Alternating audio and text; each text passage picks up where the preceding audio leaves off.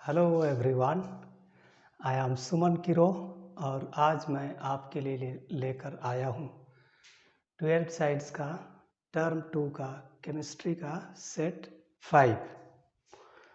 Okay, section A. इसमें 7 सवाल पूछे जाएंगे, इसमें से आपको कोई 5 का जवाब देना है। पहला सवाल है, a reaction is of first order with respect to A and second order with respect to B. मतलब इसमें दो रिएक्टेंट हैं, ए और बी, और विथ रिस्पेक्ट टू ए ये रिएक्शन है फर्स्ट ऑर्डर और विथ रिस्पेक्ट टू बी ये है सेकेंड ऑर्डर। तो हमको लिखना है इसका डिफरेंशियल रेट इक्वेशन। इसका आंसर हो जाएगा minus dx by dt, this is equal to k into concentration of A into concentration of B power 2, है ना। First order with respect to A, second order with respect to B। Okay, second question, why is adsorption always exothermic? क्यों अधिशोषण हमेशा ऊष्माक्षेपी होता है? तो इसको हम थर्मोडायनामिक्स की भाषा में इसका एक्सप्लेन कर सकते हैं।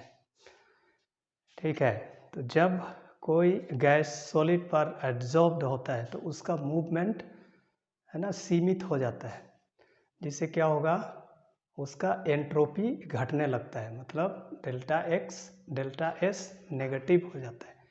डेल्टा जी इक्वल टू होता है T delta H minus T delta S. तो डेल्टा जी एक्सोथर्मिक रिएक्शन का डेल्टा जी नेगेटिव होता है और delta G equal to delta H minus T delta S का मान नेगेटिव होगा यदि डेल्टा एच नेगेटिव होगा, और इसीलिए एडजॉर्प्शन हमेशा एक्सोथर्मिक होता है। ओके, तो इसी को हम ऐसे लिखेंगे when A gas is absorbed on a solid surface,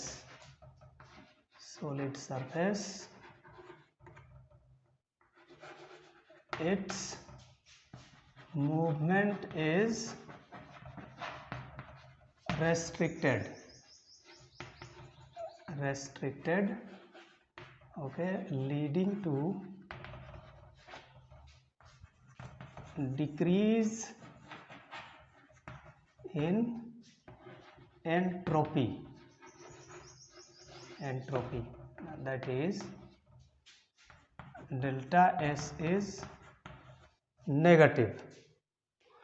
अब जो डेल्टा जी होता है ये होता है delta H minus T delta S. Okay, since delta S is negative, this delta G will be negative if and only if delta H is negative।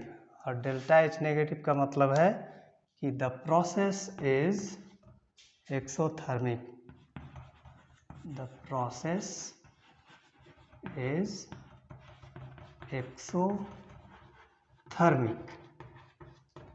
Okay, अब इधर conclusion लिख देना, hence adsorption is always exothermic.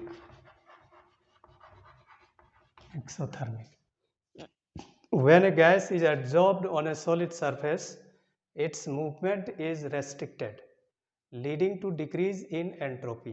मतलब delta S is negative। Now this delta G is equal to delta H minus T delta S, and since delta S is negative, delta G will be negative if and only if delta H is negative। और किसी भी exothermic reaction का delta H negative होता है, और इसीलिए ये जो एडजॉर्प्शन होता है ये हमेशा एक्सोथर्मिक होता है। ओके, अब आते हैं question number 3. Right the coordination number of copper in CuNH3 6 times Cl3. Okay, the coordination number of Cu in CuNH3 6 times Cl3. तो यहाँ इनडायरेक्टली सवाल पूछा जा रहा है कि कॉपर का बॉन्ड कितना है इसमें. ओके, तो NH3 मोनोडेंटेट लिगांड है, तो एक NH3 एक बॉन्ड बनाएगा, इसका मतलब टोटल बॉन्ड हो जाएगा 6. तो coordination number of copper in hexaammine copper 3 chloride में हो जाएगा 6.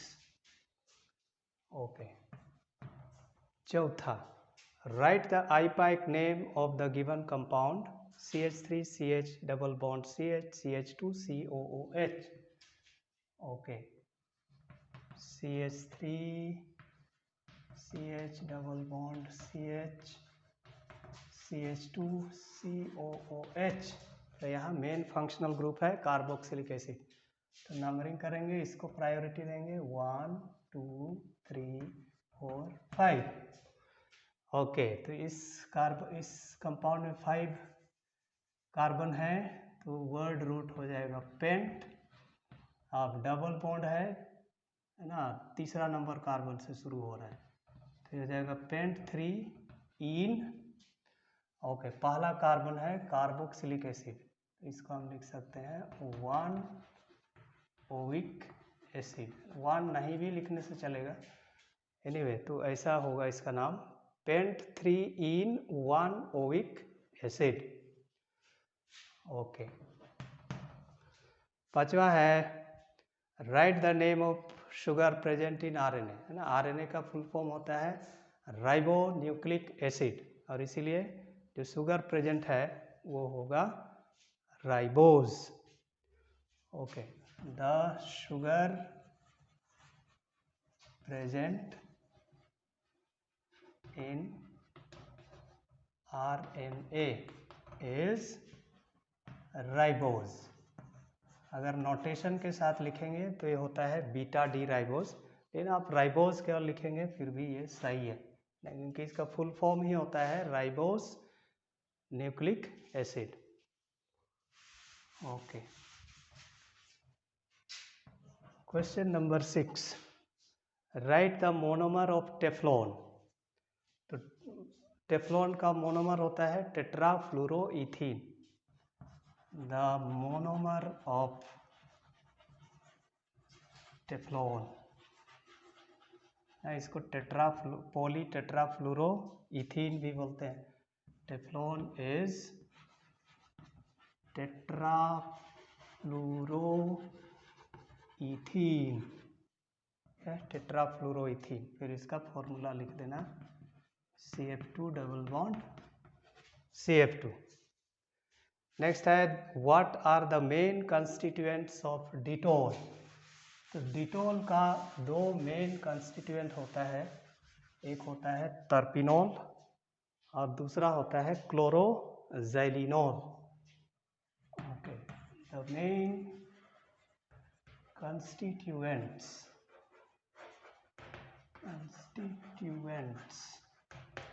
of Dettol are number 1 terpineol. Terpineol ये होता है इसका स्ट्रक्चर. अगर आप स्ट्रक्चर लिख पाते हैं तो लिखिएगा, अदरवाइज केवल नाम लिख देना CH3 और इधर OH. ओके, दूसरा कंस्टिट्यूएंट, दूसरा संघटक होता है, इसको बोलते हैं क्लोरोजैलिनोल. यह क्लोरोजैलिनोल इसका होता है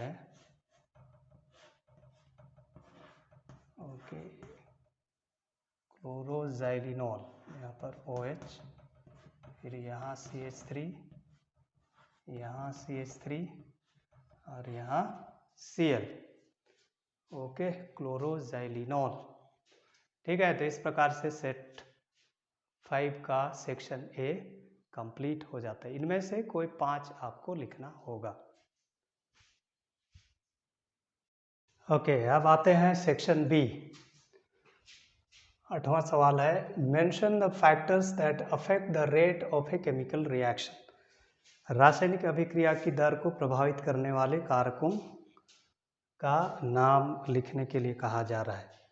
ओके, तो बहुत सारे फैक्टर हैं, तो इनमें से कुछ का हम लोग लिखेंगे। Okay, the factors that affect the rate of a chemical reaction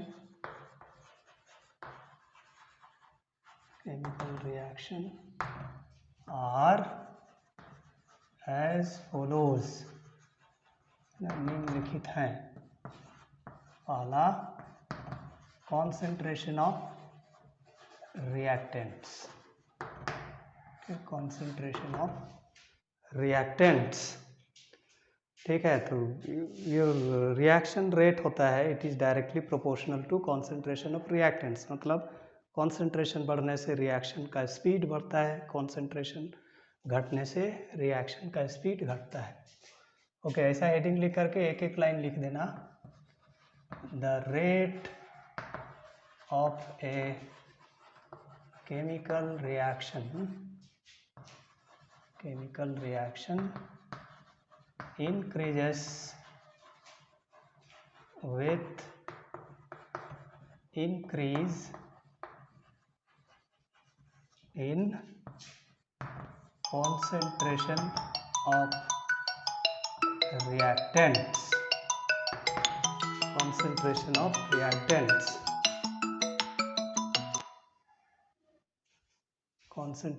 reactants, ठीक है, ऐसे एक लाइन लिख देना। ठीक, okay.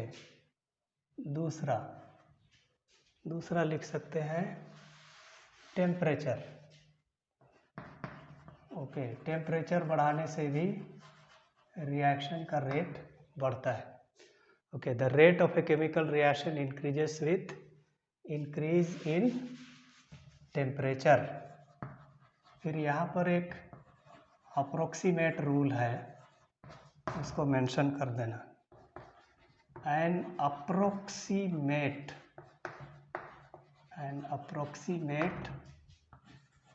rule is that the reaction rate becomes 2 to 3 fold, 2 से 3 गुना बढ़ जाता है, 2 to 3 fold on every 10 degree rise in temperature। Temperature को 10 डिग्री बढ़ाने पर, 10 डिग्री सेल्सियस या 10 केल्विन बढ़ाने पर रिएक्शन का रेट 2 गुना हो जाता है। ओके, इसी को यहाँ लिखा है। N approximate rule is that the reaction rate becomes 2 to 3 fold, 2 से 3 गुना हो जाता है, on every 10 degree rise in temperature. Okay, ठीक। फिर तीसरा लिख सकते हो प्रेशर। ओके, प्रेशर बढ़ाने से भी रिएक्शन का स्पीड बढ़ता है। ठीक है, pressure. The rate of a chemical reaction increases with increase in pressure। ऐसे एक एक लाइन लिख देना, एक एक sentence. Increase in pressure। Okay, ठीक है। चौथा लिख सकते हो presence of a catalyst। Presence of a catalyst, ऐसा हेडिंग लिख करके अंडरलाइन कर देना। तो एक कोई रिएक्शन जो कैटलिस्ट की उपस्थिति में होता है वो वैसा रिएक्शन जो कैटलिस्ट की अनुपस्थिति में होता है वो कई गुना अधिक फास्ट होता है।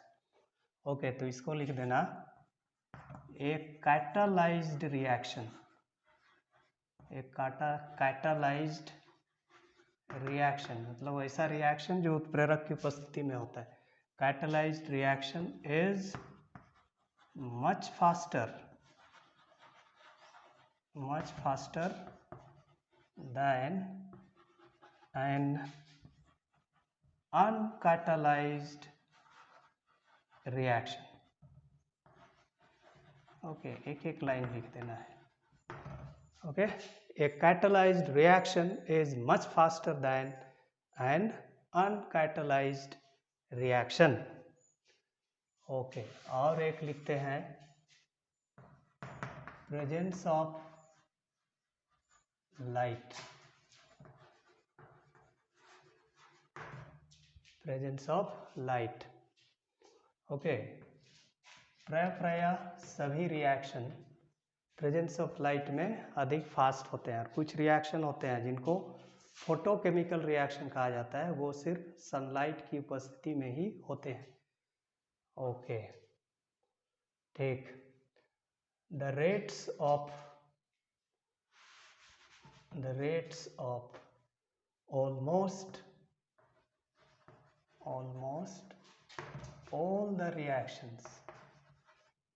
all the reactions increase in the presence of light. In the presence of light, presence of light। फिर यहाँ मेंशन कर देना photochemical reactions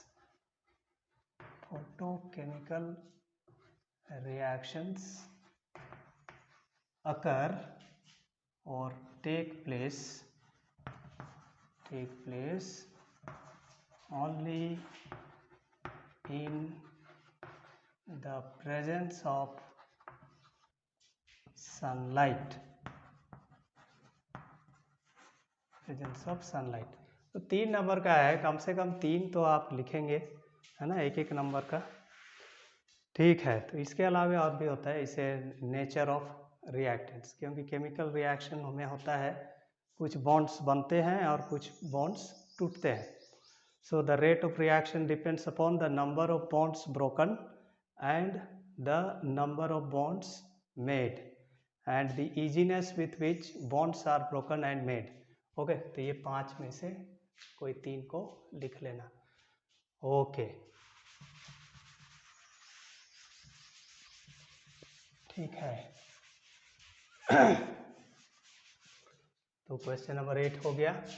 नेक्स्ट है, what are emulsions, what are their different types, give example of each type. Okay, emulsion वैसे colloidal solutions होते हैं जिसमें dispersed phase और डिस्पर्शन मीडियम दोनों ही लिक्विड होते हैं। Okay, so emulsions are the colloidal solutions in which the dispersed phase and the dispersion medium both are liquids. Okay, इसी को लिख लेते हैं, the colloidal solutions in which the dispersed phase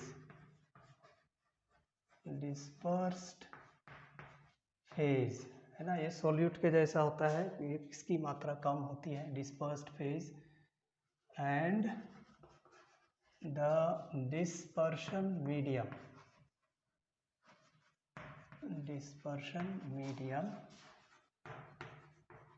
okay, both are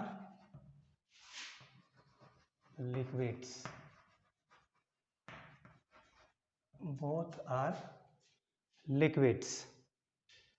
okay, are known as emulsions,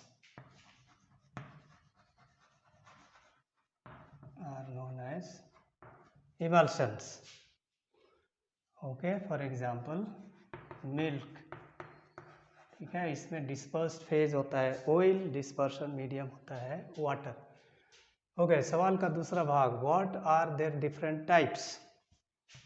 तो types ये दो प्रकार का होता है, एक को बोलते हैं oil in water emulsion, oil in water emulsion. Okay, ये वैसे इमल्शन होते हैं जिसमें ऑयल होता है डिस्पर्स्ड फेज और वाटर होता है dispersion medium.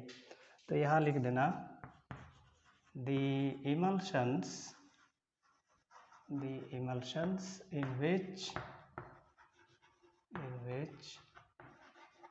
oil is the dispersed phase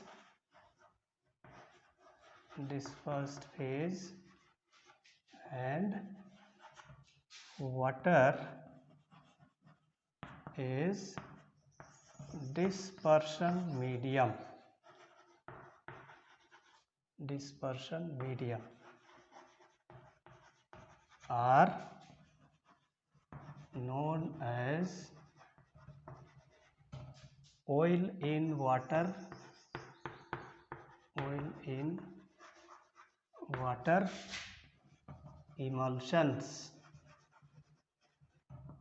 emulsions। Okay, oil in water emulsions, इसका एग्जांपल है milk. Okay, so oil in water emulsions are the emulsions in which oil is the dispersed phase and water is dispersion medium। Okay, ये हो गया पहला। दूसरा होता है water in oil emulsion. Okay, दूसरा होता है water in oil emulsion. Okay, तो इसमें क्या होता है, वाटर होता है dispersed phase, okay, in which water is the dispersed phase and oil is dispersion medium are known as, ना दोनों का डेफिनेशन एक ही जैसे है, water in oil emulsions. Okay, यहाँ एग्जाम्पल होगा, ओके, कोल्ड क्रीम या चीज। Okay, so there are two types of emulsions, oil in water emulsions and water in oil emulsions। oil in water emulsion में oil होता है dispersed phase, water होता है dispersion medium। water in oil emulsion में water होता है dispersed phase, मतलब water की मात्रा कम होती है, and oil होता है dispersion medium, oil की मात्रा अधिक होती है। ओके, तो ये हो गया question number 9। Question number 10, right the IUPAC name of the following compounds. इनका हमको आईपैक नेम लिखना है। ओके, आईपैक नेम लिखना है।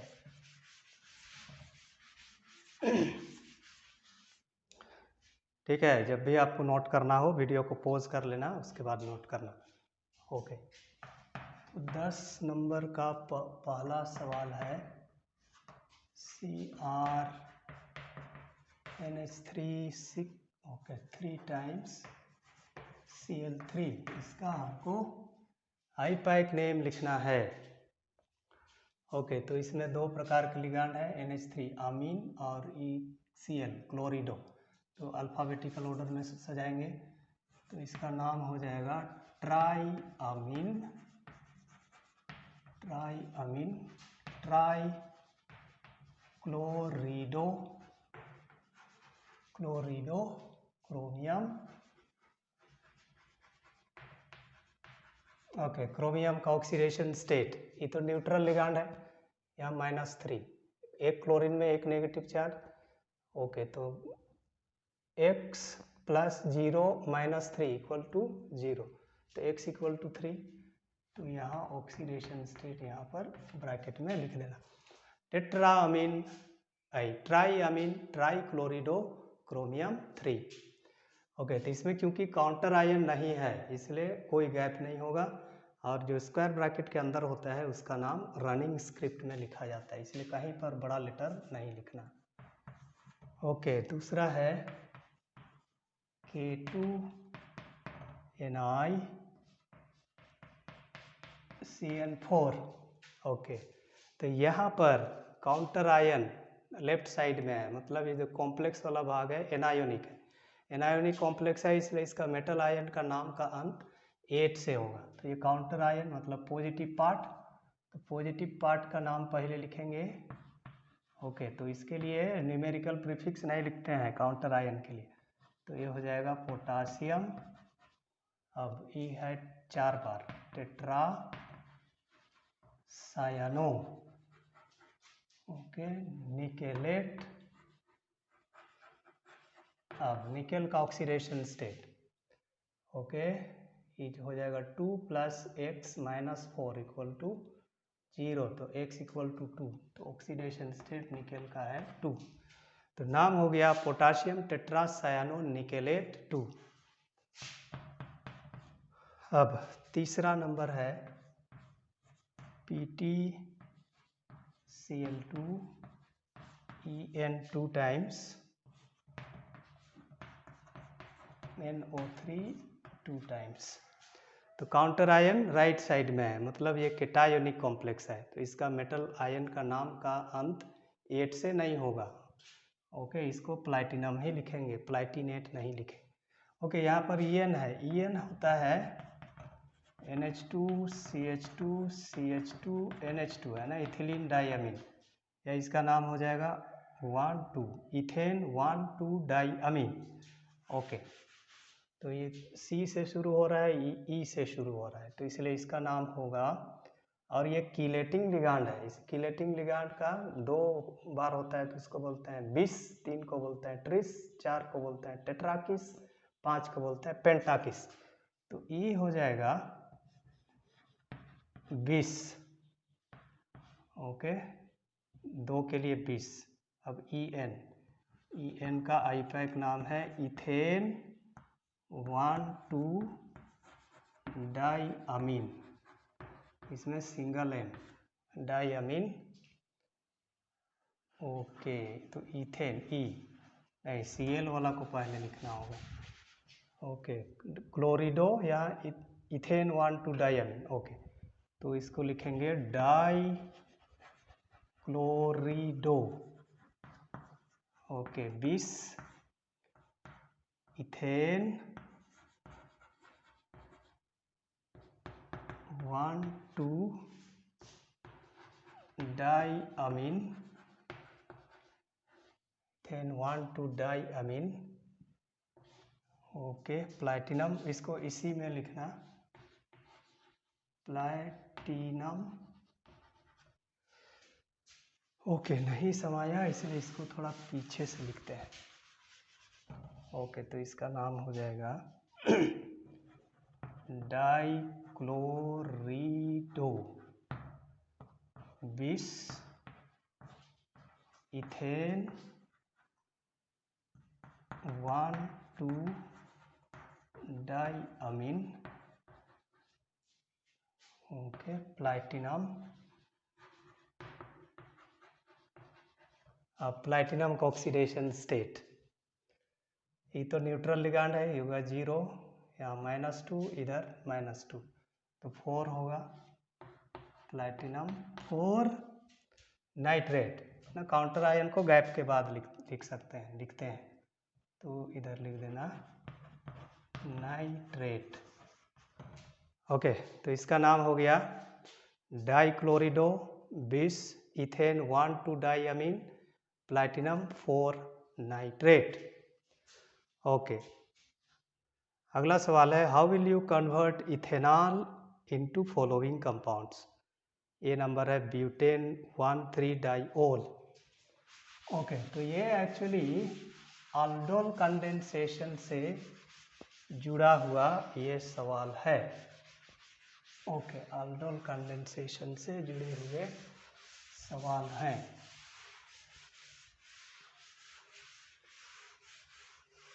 ओके, तो 11 का ए नंबर हमको बदलना है इथेनॉल इंटू ब्यूटेन 1,3-डाइओल। इथेनॉल है असीटाल्डिहाइड, ठीक है। इसका हम aldol कंडेंसेशन करेंगे, डाइल्यूट NaOH के साथ रिएक्शन। तो इसका 2 मॉलिक्यूल रिएक्शन करेगा, तब बनेगा सबसे पहले aldol। ओके, aldol बनेगा।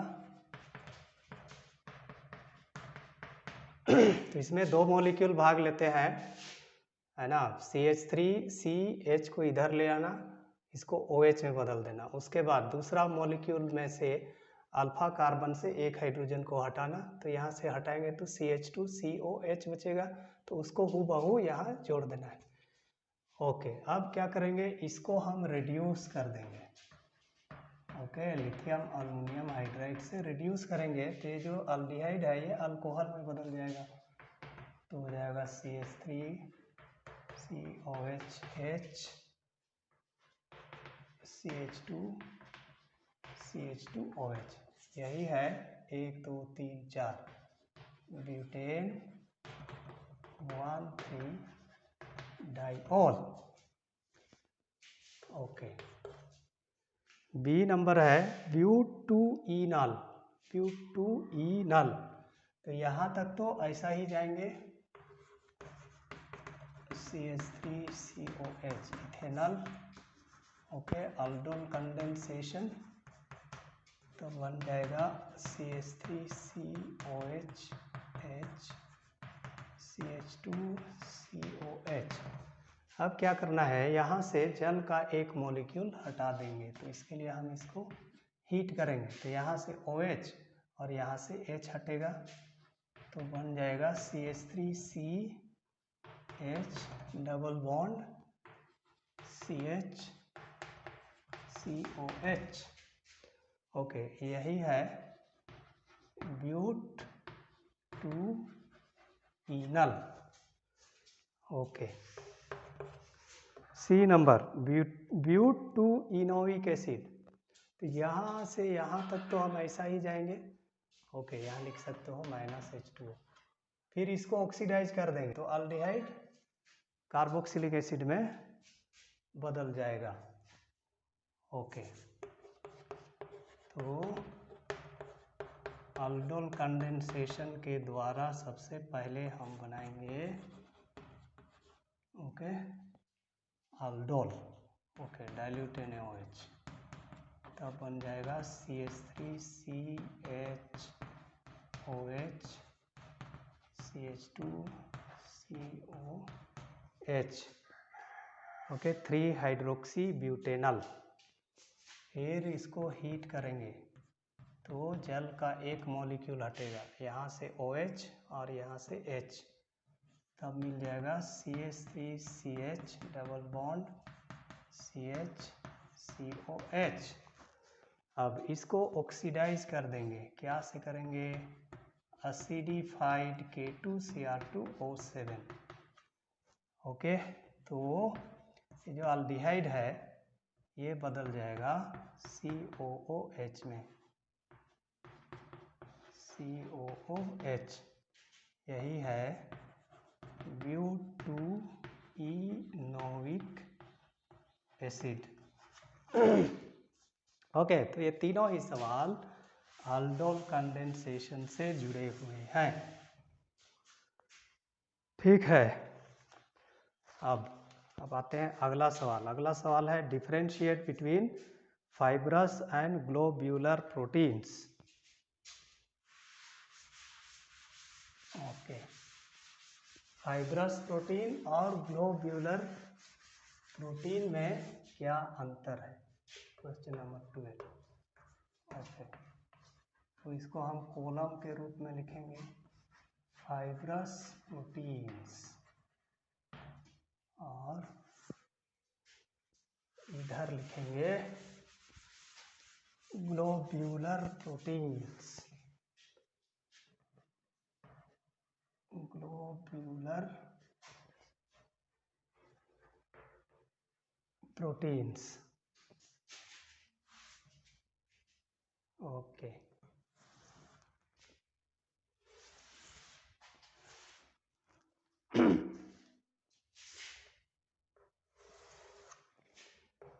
ठीक है। पहला अंतर है, इसमें जो पॉलीपेप्टाइड चेन होता है ये एक दूसरे के पैरेलल होते हैं।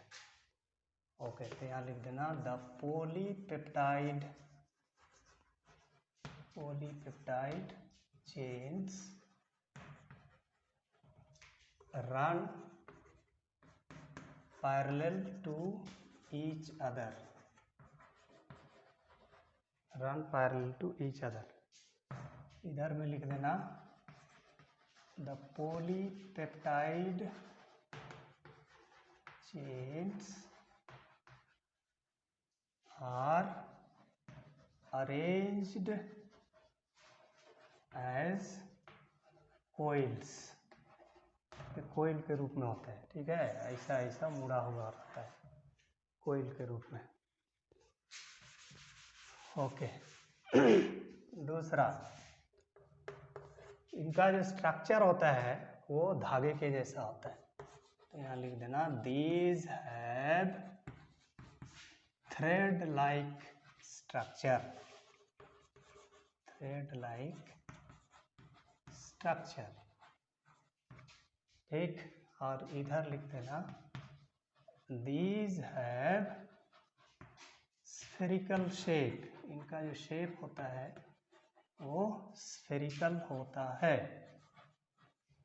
ओके, तीसरा, ठीक है, ये जो प्रोटीन होते हैं फाइब्रस प्रोटीन, ये जल में घुलनशील नहीं होते हैं, है ना। हमारा नाखून हो गया, बाल हो गया, ये सब में केराटिन होता है, केराटिन जो फाइब्रस प्रोटीन होता है, ये जल में घुलनशील नहीं होता है। नहीं तो क्या होता है, हमारा स्किन, नाखून, बाल सभी जब हम नहाते तो क्या होता, सारा नाखून, बाल, स्किन पानी में घुल जाता।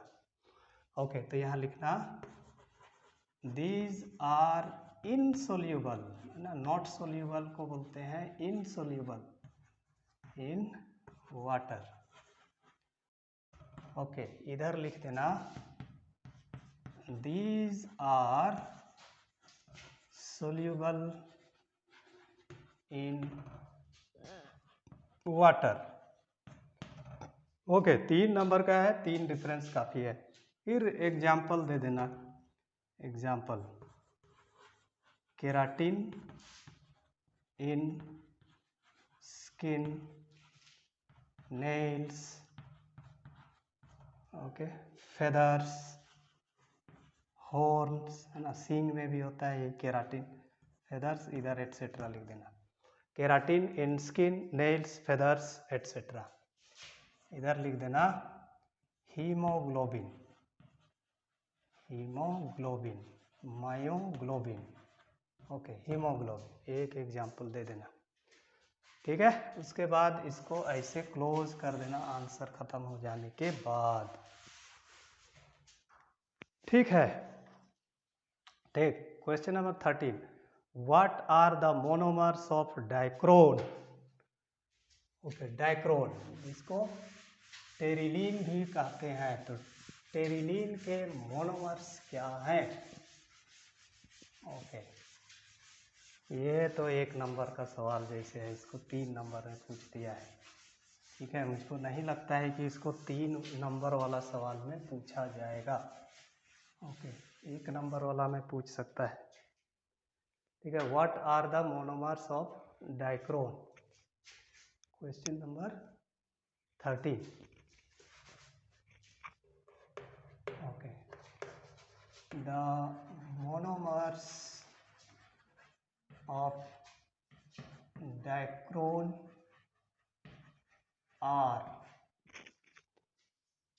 नंबर 1, तो डाइक्रोन को टेरिलीन भी बोलता है, टेरा, टेरा में टेरिलीन, तो ये होता है टेराफ्थलीन, टेराफ्थैलिक एसिड, टेराफ्थैलिक एसिड है, इसका फॉर्मूला भी लिख देना। ओके,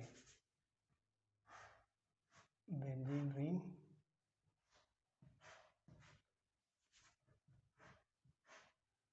ओके, इधर एक कार्बोक्सिलिक एसिड ग्रुप और इधर भी एक कार्बोक्सिलिक एसिड ग्रुप, बेंजीन 1,4-डाइओइक एसिड, इसी को बोलते हैं टेराफ्थैलिक एसिड। फिर दूसरा होता है इथिलीन डाइअमीन या इथेन 1,2-डाइओल, इथिलीन डाइअमीन नहीं, इथिलीन ग्लाइकोल, ठीक है, इथिलीन ग्लाइकोल, CH2OH, CH2OH, ठीक है। तो नाम भी लिखना और इसका फॉर्मूला भी लिख देना। अब सेक्शन बी का लास्ट सवाल, what are artificial sweetening agents, give 2 examples. Okay, artificial sweetening agents,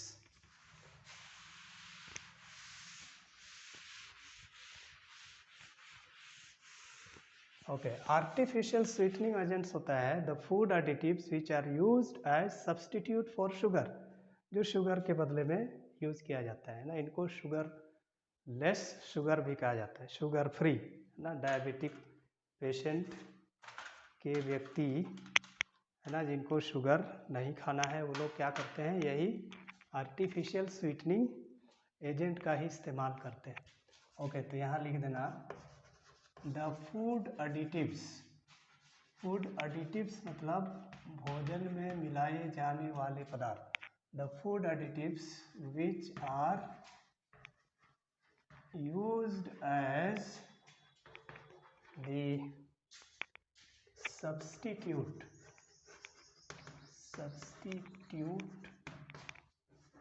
for sugar है ना, केन शुगर, ओके, चीनी, are known as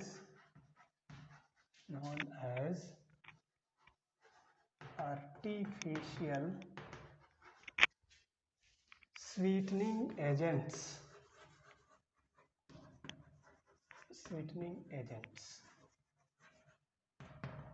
अब 2 एग्जाम्पल पूछा है। एग्जाम्पल, फेमस एग्जाम्पल है साइक्रीन, फिर उसके बाद है और एक है, इसको बोलते हैं अलीटेन, 2 एग्जाम्पल पूछा है, ठीक है। साइक्रीन को कहा जाता है डायबिटिक पेशेंट के लिए ये एक वरदान है। ओके, तो एक लाइन यहाँ लिख देना, saccharin has been proved to be a boon for diabetic patients, diabetics या diabetic patients। ओके, ठीक है, इसके साथ ही हमारा सेट 5 का सेक्शन बी कंप्लीट हो जाता है। इसके बाद हम लोग देखेंगे section C.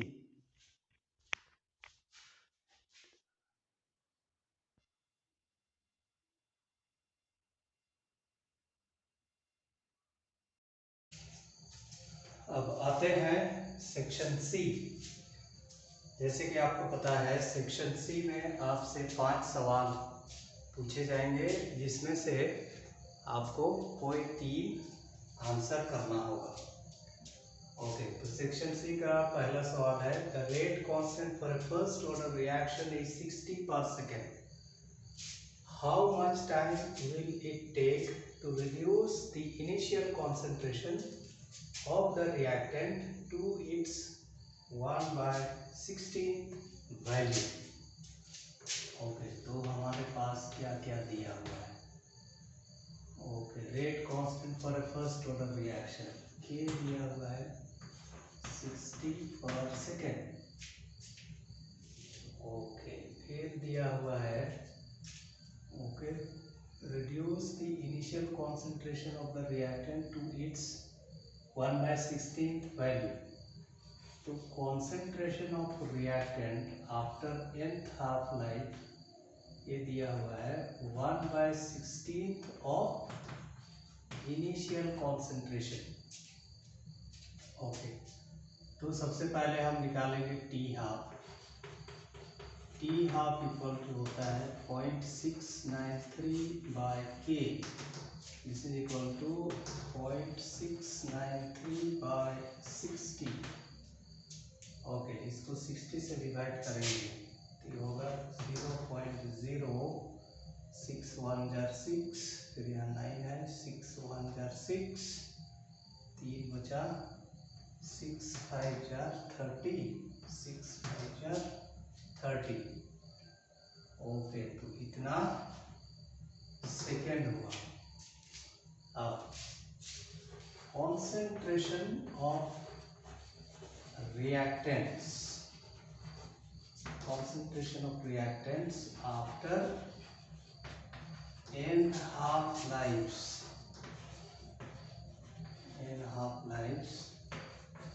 is given by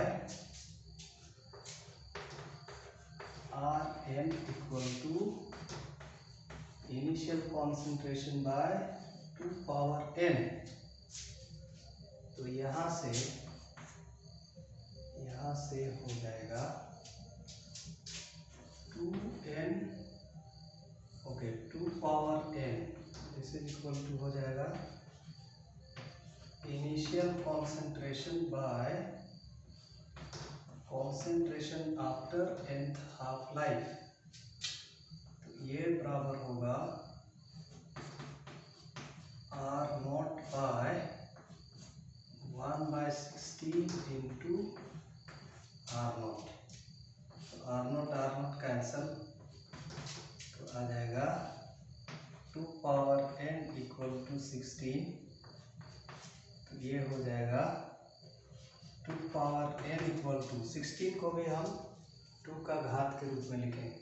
तो 2 दूना 4 दूना 8 दूना 16, ये हो जाएगा 2 power 4. Okay, therefore n is equal to 4. Okay, यहाँ से n इक्वल टू 4 आ गया. Okay, therefore time required, time ज्ञात करना है. टाइम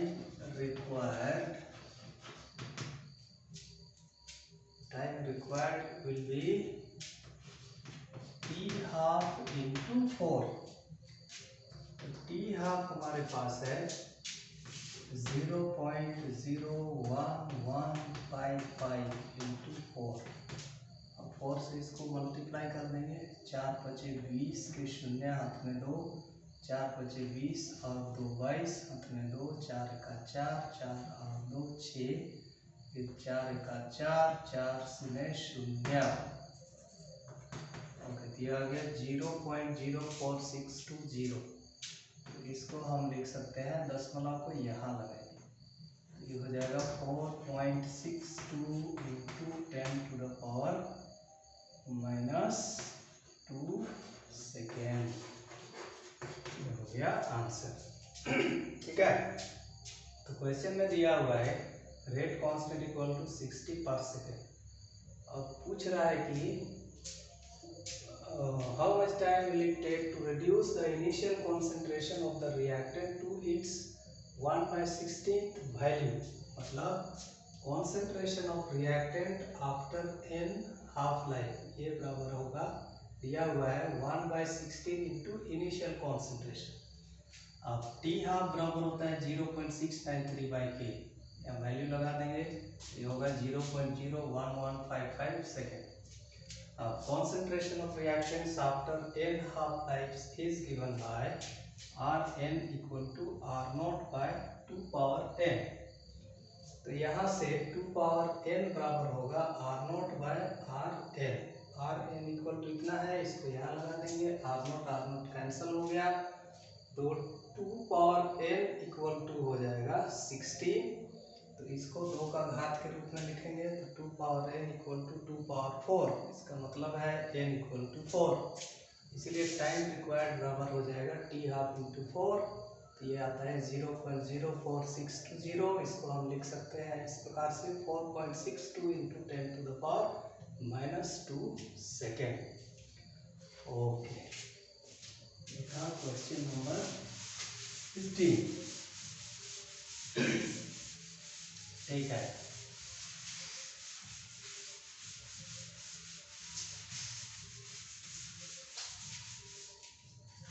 ओके, अब आते हैं क्वेश्चन नंबर 16 ना, स्ट्रक्चर बनाना है। Draw the structure of the following compounds.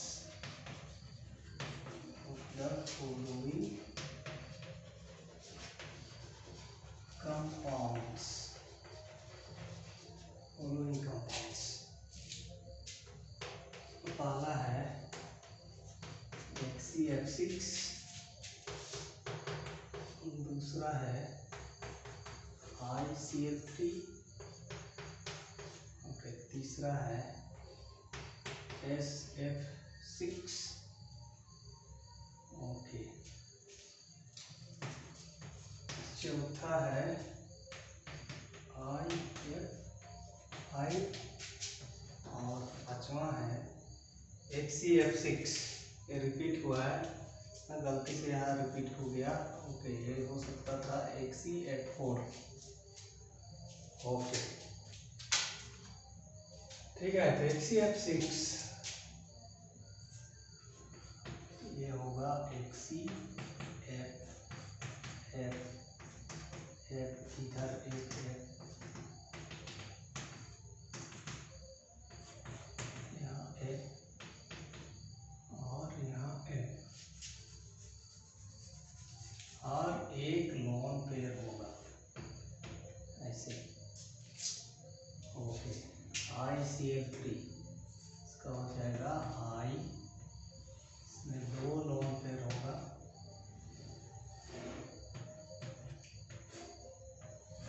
Cl इधर और एक Cl, यहाँ एक Cl।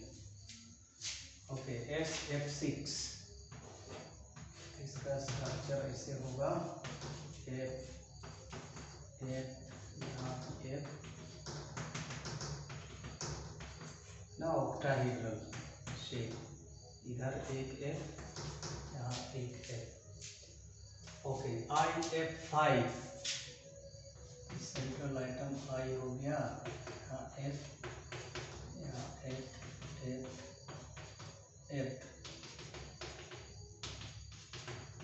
यहाँ पर F, यहाँ एक लोन पेयर।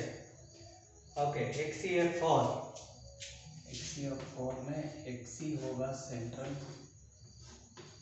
आइटम, इस प्रकार से होगा, इसमें 2 लोन पेयर, ठीक है, तो शेप हो जाएगा स्क्वायर प्लेनार। ओके, यहाँ पर आप जरूर सोच रहे होंगे कि आपको कैसे पता चला सर कि इसमें HCF6 में एक लोन पेयर है, ICL3 में 2 लोन पेयर है, IF5 में एक लोन पेयर है और HCF4 में 2 लोन पेयर है।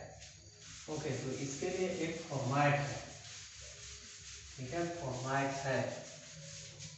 तो सबसे पहले कैलकुलेट कर, जैसे इसका हमको कैलकुलेट करना, तो total valence electron Xc group 8 का है, 18 का है, तो 8 + 6 इंटू है ना, F फ्लोरीन ग्रुप 17 का है, 7 वैलेंस इलेक्ट्रॉन, तो ये होगा 8 + 7 × 42, ये हो गया 50। फिर नंबर ऑफ बॉन्ड्स हो जाएगा 6, फिर number of electrons for the octet, ये होगा 6 इंटू 8, 8 छक 48। नंबर ऑफ लोन पेयर्स,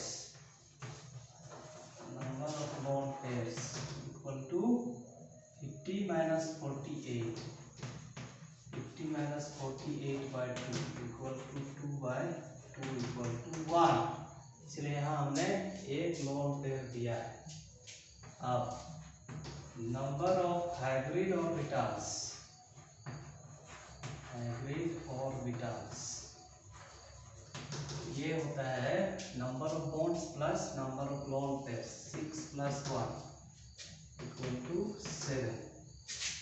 इसलिए हाइब्रिडाइजेशन क्या होगा, हाइब्रिडाइजेशन, हाइब्रिडाइजेशन होगा sp3 1 और 3 4 और 3 7, sp3d3।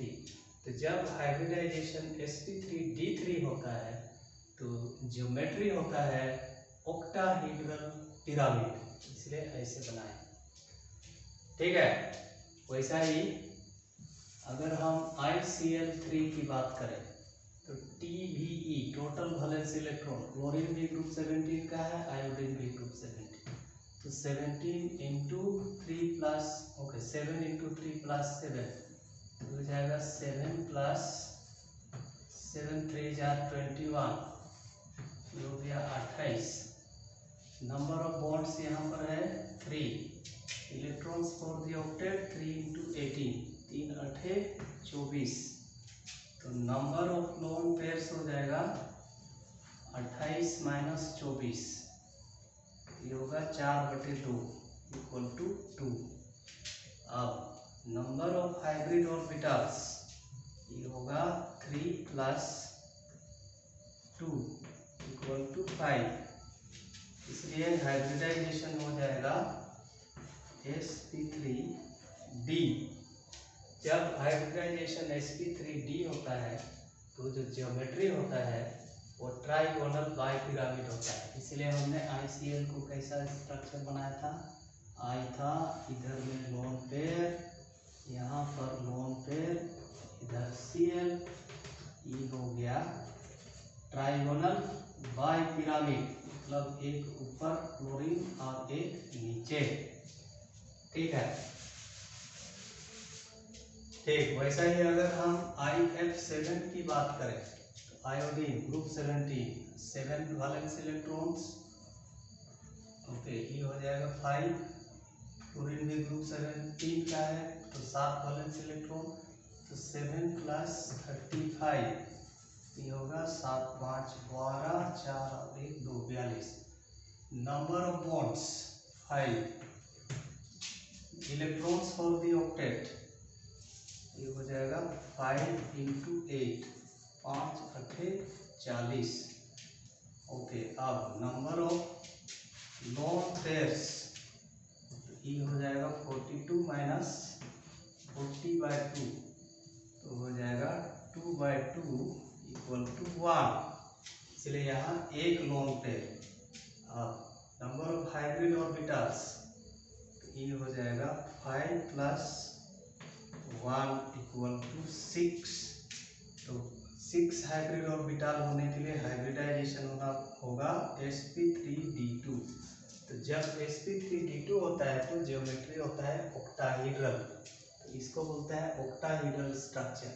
तो यह इधर में एक लोन पेयर है, वो इस पोजीशन में होगा।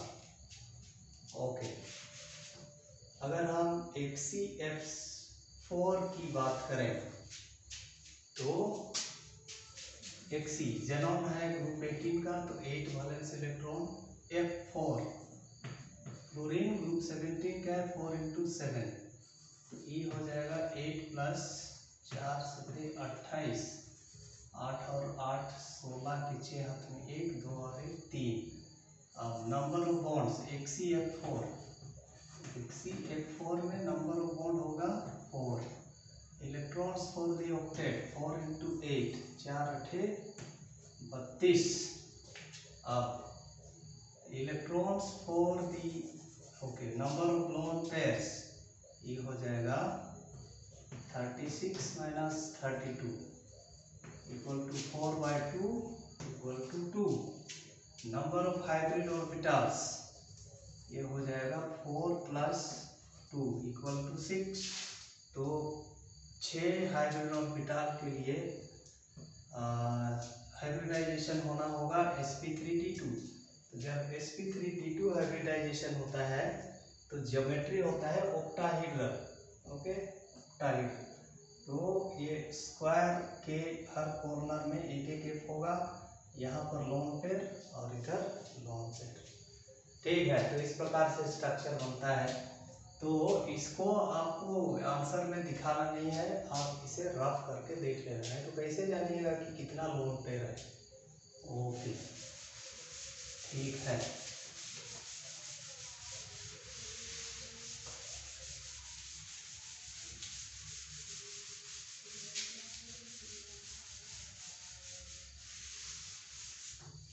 ठीक, अब आते हैं question number 17। Question number 17, right short notes on, right short notes on the following.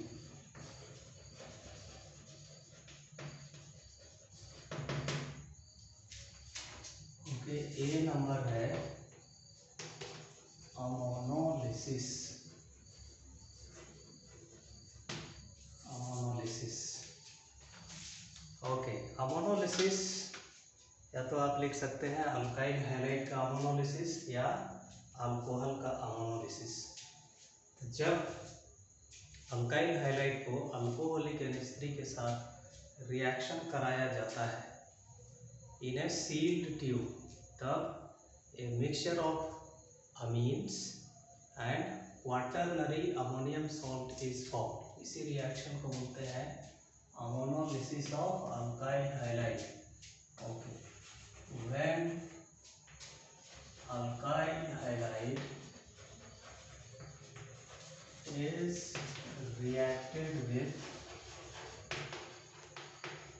the alcoholic या इथेनॉलिक भी लिख सकते हैं क्योंकि यहाँ अल्कोहल यूज करते हैं, ethyl alcohol. Reacted with alcoholic ammonia at 373 kelvin in a sealed tube, seal किया हुआ ट्यूब पर, seal tube, then a mixture of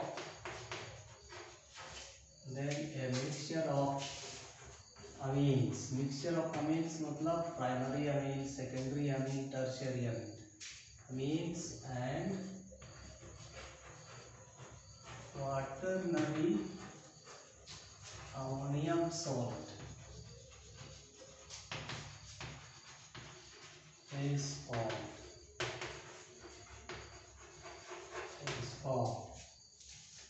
Okay, this reaction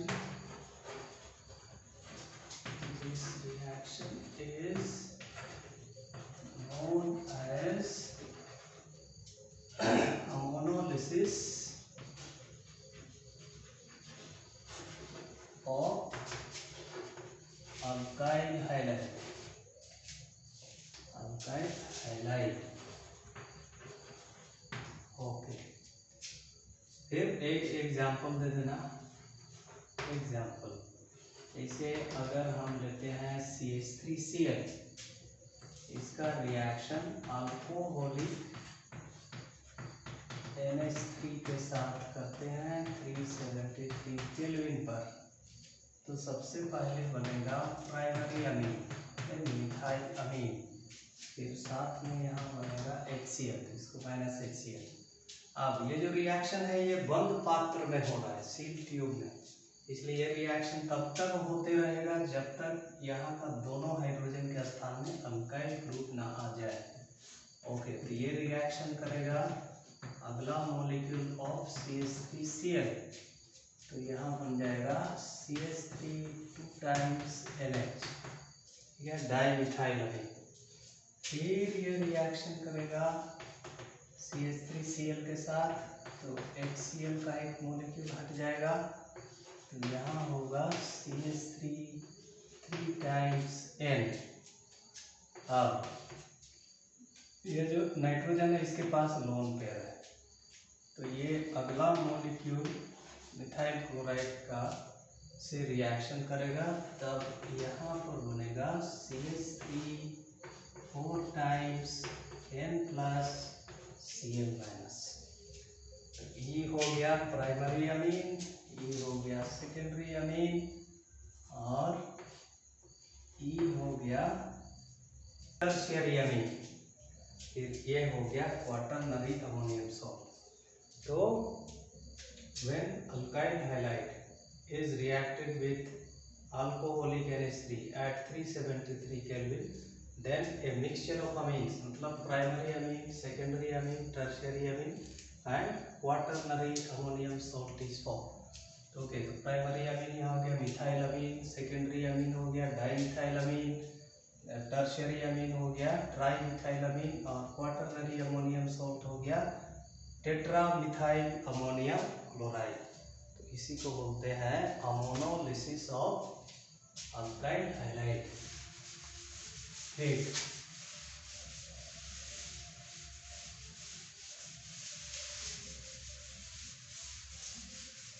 ठीक है, अगला रिएक्शन है Gabriel phthalimide synthesis. B number है Gabriel थालीमाइड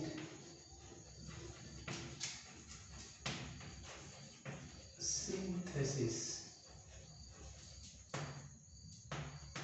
okay, Gabriel phthalimide synthesis में phthalimide का रिएक्शन अल्कोहलिक पोटासियम हाइड्रोक्साइड के साथ किया जाता है, जिससे पोटासियम थालीमाइड बनता है। इस पोटासियम थालीमाइड को अल्काइल हाइलाइड के साथ रिएक्शन कराते हैं तो N अल्काइल थालीमाइड बनता है, और इसको हाइड्रोलिसिस करते हैं एसिडिक मीडियम में, तब प्राइमरी अमीन बनता है। इसी को बोलते हैं Gabriel phthalimide synthesis.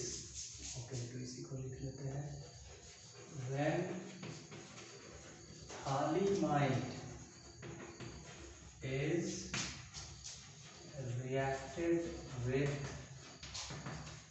alcoholic KOH, then potassium थालीमाइड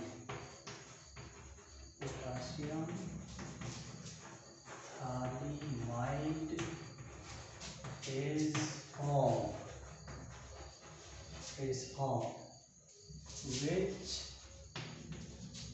upon reaction, इसमें 3 स्टेप होता है। Okay, which upon reaction with alkyl halide forms N alkyl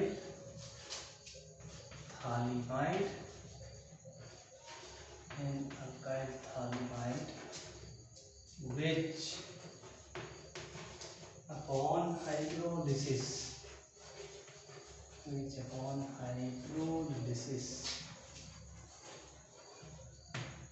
in acidic medium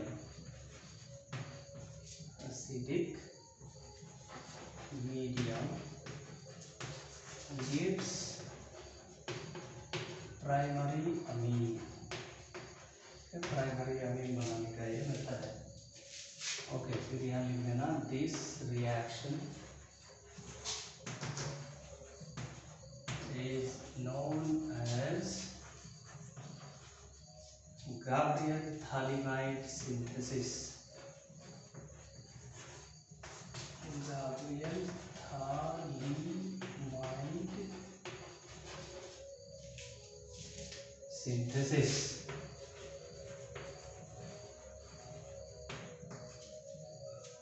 okay, इतना लिख लेना। उसके बाद एग्जाम्पल, टू गैब्रियल, ओके, थालीमाइड, ये है आपका थालीमाइड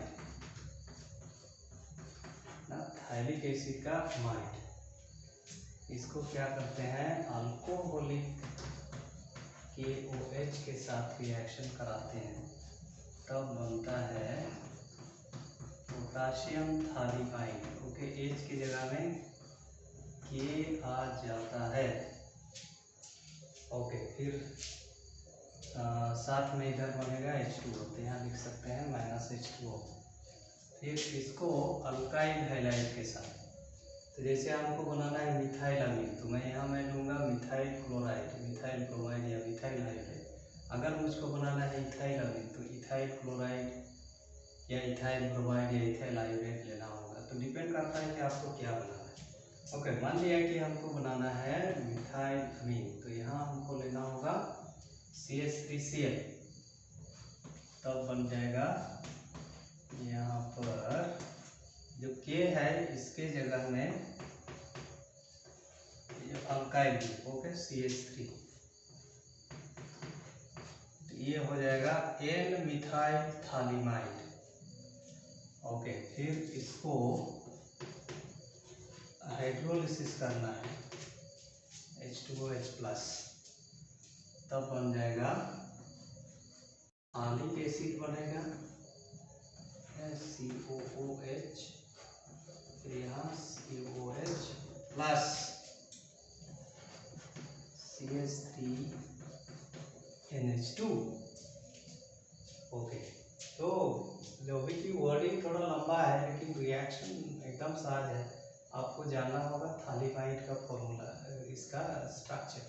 तो अल्कोहलिक KOH के साथ रिएक्शन कराएंगे तो H की जगह में K लिख देना है।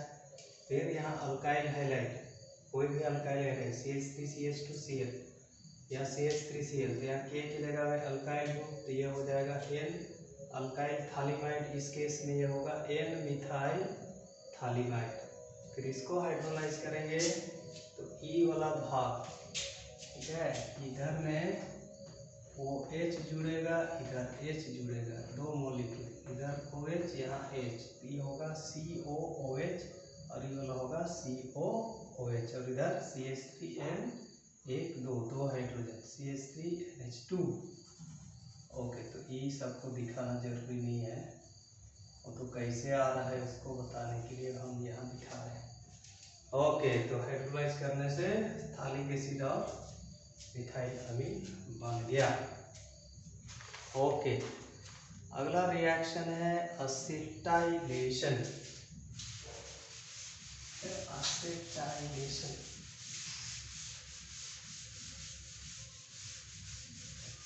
असेटाइलेशन वैसा रिएक्शन होता है जिसके माध्यम से किसी ऑर्गेनिक कंपाउंड में असेटाइल ग्रुप को हम लाते हैं। ओके, असेटाइलेशन, असेटाइलेशन, तो ये होता है the reaction which introduces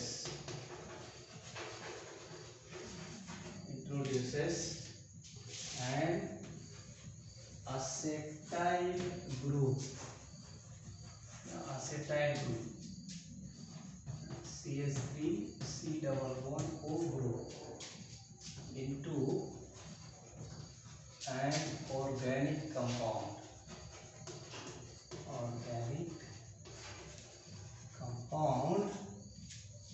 is known as acetylation.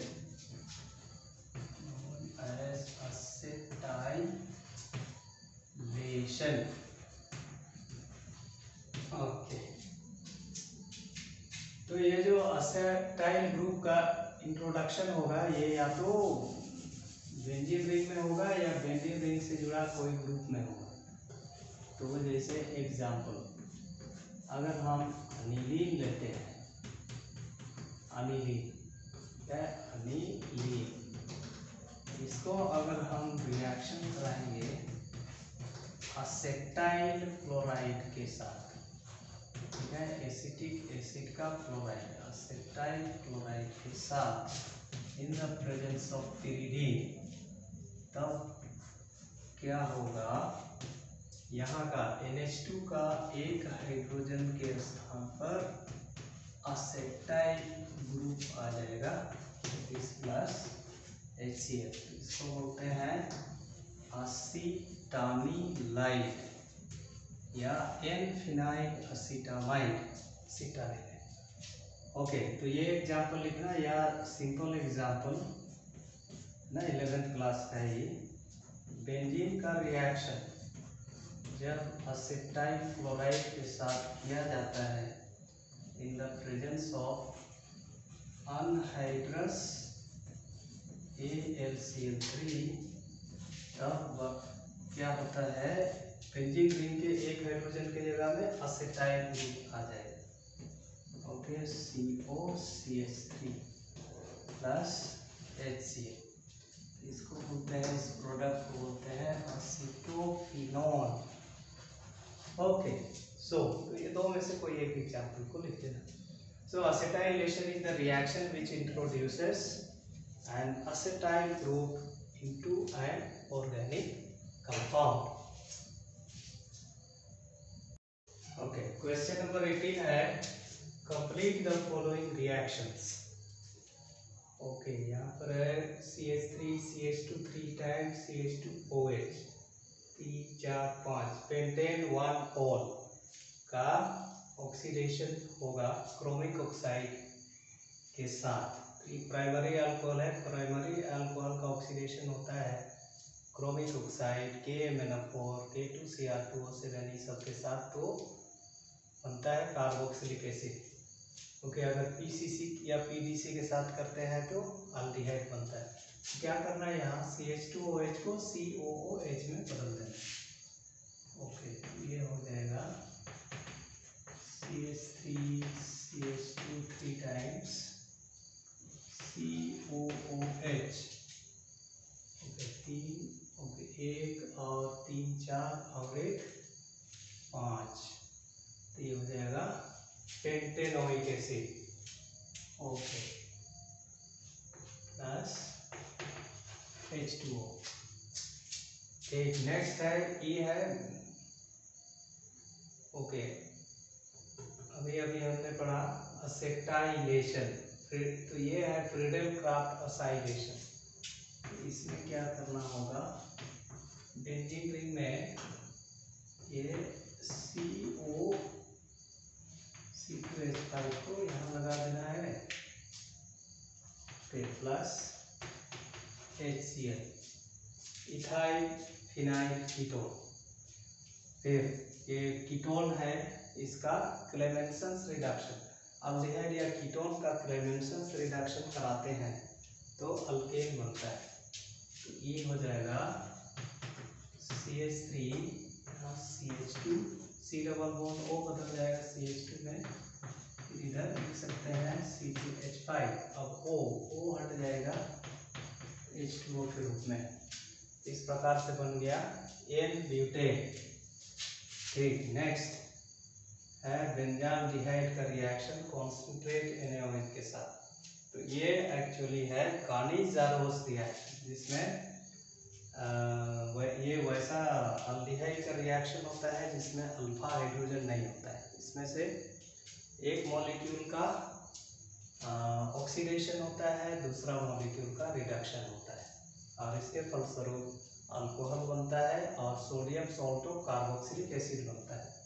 तो यहाँ पर 2 लिख देना, तो E हो जाएगा, तो CHO बदल जाएगा CH2OH, बेंजाइल अल्कोहल, प्लस अगला मॉलिक्यूल बदल जाएगा sodium salt of carboxylic acid, sodium benzoate में। ओके, अब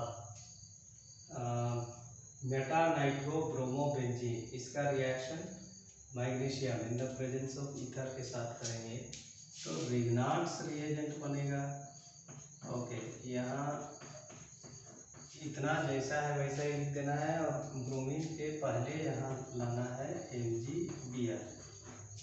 मेटानाइट्रोफिनाइल मैग्नीशियम ब्रोमाइड। ओके, तो ये था क्वेश्चन नंबर 18। ठीक, अब आते हैं लास्ट क्वेश्चन में। ओके, इस सेट का लास्ट क्वेश्चन।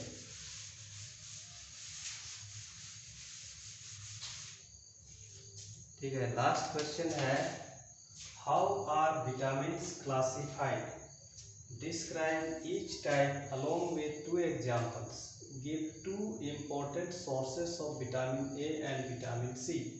विटामिनों को किस प्रकार वर्गीकृत किया गया है, सभी प्रकारों की 2 उदाहरण के साथ व्याख्या करें।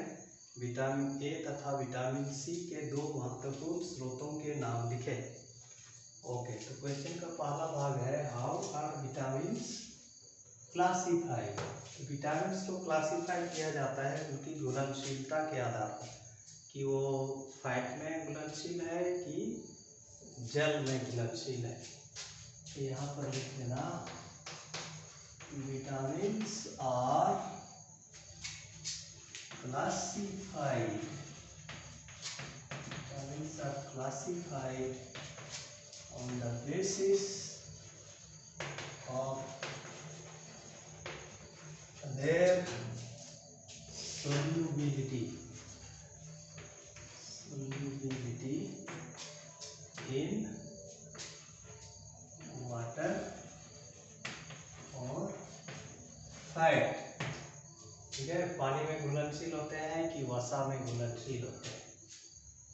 ठीक है, तो पहला टाइप हो जाएगा water soluble vitamins. Water soluble vitamins, तो नाम से ही स्पष्ट है ये वैसे विटामिन्स होते हैं जो पानी में घुलनशील होते हैं। The vitamins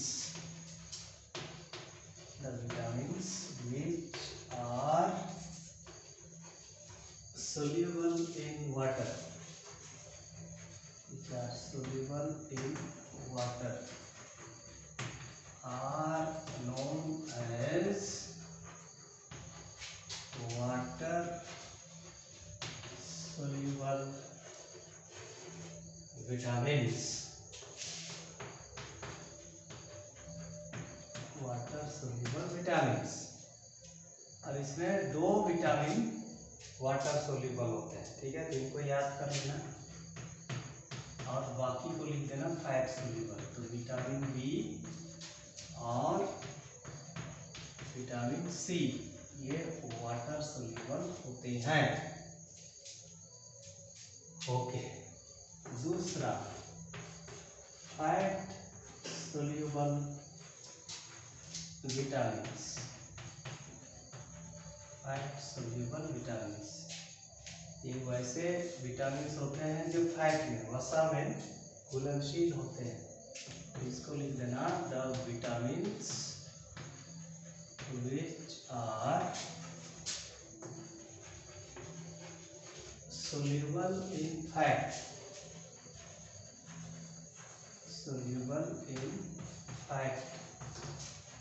are called fat soluble vitamins।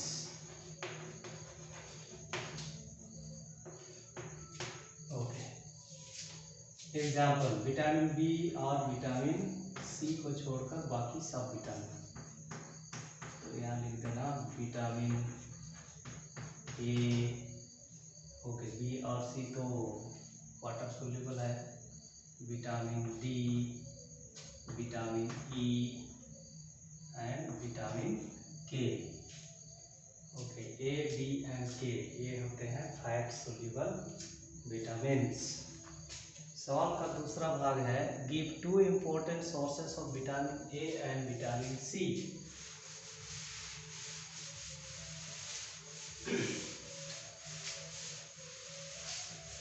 Okay, 2 important sources of vitamin A are. Vitamin A की क्या वजह से रतौंधी होता है, नाइट ब्लाइंडनेस। यहाँ लिख सकते हैं कैरट। कैरट गाजर में होता है विटामिन ए बहुत आयत में। फिर हरी पत्तेदार सब्जियां, ग्रीन लीफी वेजिटेबल्स। ऐसा ही हमको बता देना है विटामिन सी का 2 source, 2 important sources,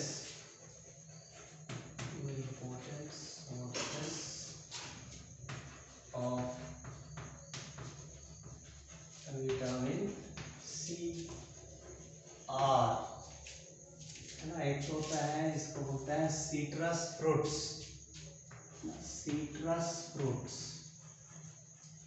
citrus fruits ये आते हैं, ठीक है, ऑरेंजेस, लेमन्स,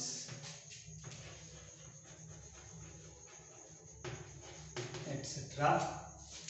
फिर दूसरा विटामिन सी का इम्पोर्टेंट सोर्स में, है ना, हमारा लोकल में ये है टोमेटो।